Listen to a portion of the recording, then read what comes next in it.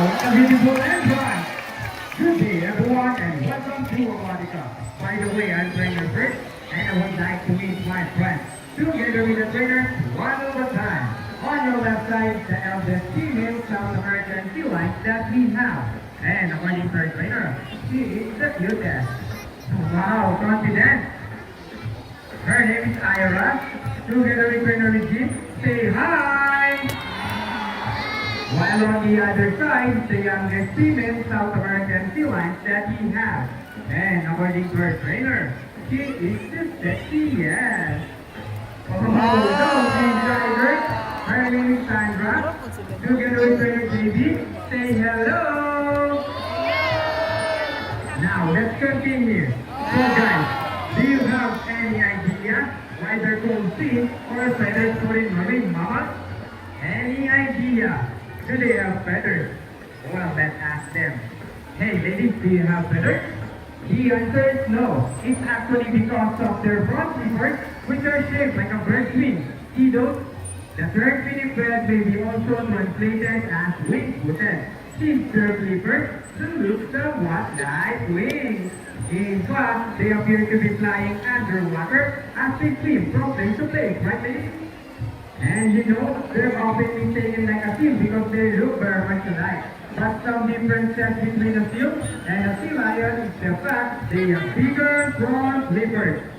And they can also turn their back flippers, something seals cannot do. As a result, they can walk upright while on land. And that's the fine demonstration of a Toronto Cross for feline brand. And you know what, guys? They have this long and flexible neck. How flexible? Well, check this out. So flexible, right? How about another round of applause for feline brand? As you can see, their body is covered with a thin coat of short, coarse hair. And their whiskers help the sea lion dance outside. They contain nerves, fibers, which make them and it is wow, nice fine. Hey. They may also use their whiskers to aid in navigation or to detect vibrations from prey in the water. And their small external ears give them a good sense of hearing both above and below the water surface. Sea lions, like many marine mammals, can see both above and underwater. They have keen eyesight, but no color vision. In the wild, they inhabit water close to shore, flat rocky and straight dipoles, and have a preference for rocky beaches. They have excellent climbing abilities, which can easily scale rocky cliffs. Wow, check this out. Really strong front flippers. Now, let's talk about their swimming abilities, and let's start with Ira. Check this out. Sea lions generally cruise at around 11 miles per hour, using their rowing movement of their front flippers, while their back flippers are stretched out behind their bodies, functioning as rudder for steering. And that's the normal swim. Nice and easy. Thank you, Ira and trainer Regine. But when chasing their prey or escaping from predators, they can achieve over 3 steps too. Ready, Sandra! 25 miles per hour! That is so fast! How about a round of applause for Sandra? The sexy, yeah! Wow, nice sight, girl! And another one, she deserves it! Now, here's an interesting story about the sea lion. Did you know that the U.S. Navy has trained a few of them to take part in special operations?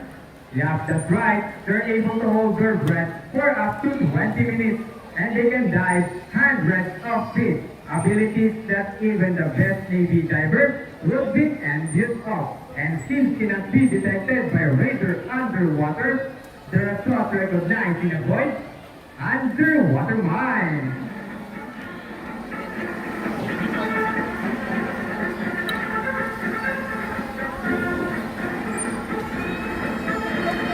Okay, ladies, trainers, are you ready?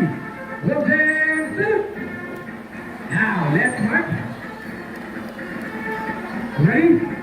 Hop, 2, 3, 4, hop, 2, 3. Now this time, would you please join our sea line in a salute? In a count of 3, everybody please salute and make this one loud. Alright guys, are you ready? Yay! Hey guys, I can hear you. Are you ready? Yes! Okay, let me count. 1, 2, 3. Salute everybody. Thank you so much. Well, sea lions are also used to search and recover equipment from the water. H2O. Okay, trainers, what first? The ring. Go ahead and get the ring. Sea lions, right? And they got it. Off the run of stuff for Ira and Sandra. Great job, ladies. And another one. They asking for it.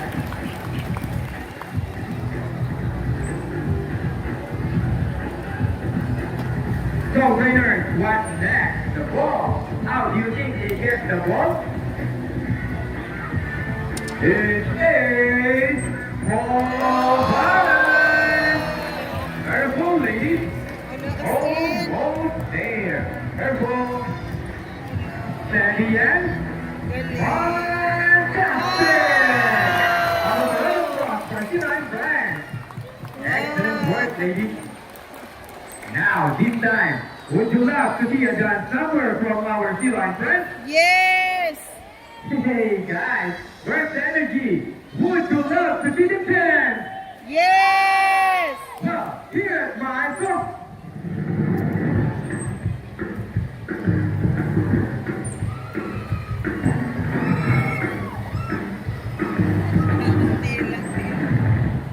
Let's move it. Well, your hands, everybody, go!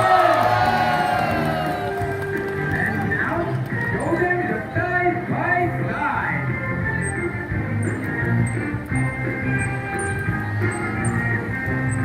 And quickly for dancing into the water toy. Twist it and turn it. What a beautiful fishing, Sandra. And around the world will go. Round and round. On the other side, round and round. Okay, ladies, just boogie, boogie. Boogie, boogie, shake, shake, shake. Our favorite part is the boogie shaker. Shake the booty. Go, winners. Yeah, wow. And keep on rolling. Okay, ladies, just what you can. People of the crowd, ready your camera because this is the best part. Ready yet?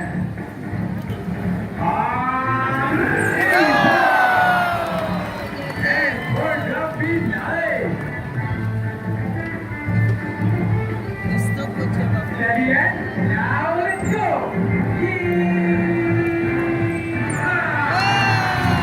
On the front for two last ranks and the bringers as well for the great dance number. We hope you all enjoyed spending your afternoon here at Aquatica with your new prom friends, the South American sea lions, Ira and Sandra. And we also hope that even after you leave, you will take this experience with you wherever you go. And remember, what we do here on land greatly affects our friends in the sea. Sea lions, like many marine animals, cannot survive a toxic environment. So let's keep our surroundings clean. Aside from pollution, there are many other threats to their survival all over the world, such as climate change and illegal hunting. You can learn more about this inside our oceanarium. Always keep in mind that we are steward of our planet and that each one of us must do what we can to protect and preserve all inhabitants of our Mother Earth, including ourselves. So on behalf of Ira and Trainer Regine, Sandra and trainer Gigi, all of us here at the Barangay Manila Ocean Park, we would like to thank everyone for visiting us today. We hope you